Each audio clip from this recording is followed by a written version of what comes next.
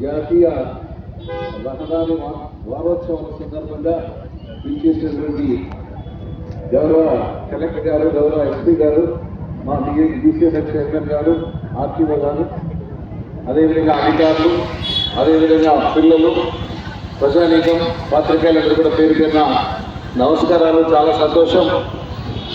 ఈరోజు రహదారుల మీద జరుగుతున్నటువంటి యాక్సిడెంట్ గురించి మనందరూ కూడా తెలుసు. ఈరోజు మోటార్ సైకిల్ మీద వెళ్తూ ఉంటే దానికి హెల్మెట్ లేకుండా వెళ్ళడం, అదేవిధంగా 3 వ్యక్తులు వెళ్ళడం, 4 వ్యక్తులు వెళ్ళడం, అదేవిధంగా రోడ్ రూల్స్ వ్యతిరేకంగా వెళ్ళడం, ఇవన్నీ దీంతో అవాంఛనీయమైనటువంటి సంఘటనలు జరుగుతున్నాయి. చాలామంది మరణాలు కూడా సంభవిస్తున్నాయి. అందుకోసమే ఈరోజు జాతీయ రహదారుల యొక్క భద్రత వారోత్సవాల సందర్భంగా అధికారులంతా కూడా విషయాలన్నీ కూడా విశ్లేషించడం జరుగుతుంది. అదేవిధంగా యాక్సిడెంట్లు ఏ విధంగా సంభవిస్తున్నాయి, దాన్ని ఏ విధంగా అరికట్టాలంటే దాని మీద క్షుణ్ణంగా అధికారులు కూడా తెలియజేయడం జరుగుతుంది. అవన్నిటిని కూడా మనం ఫాలో అయితే ఎక్కడ కూడా ఇన్సిడెంట్ జరగవు, మరణాలు జరగవు.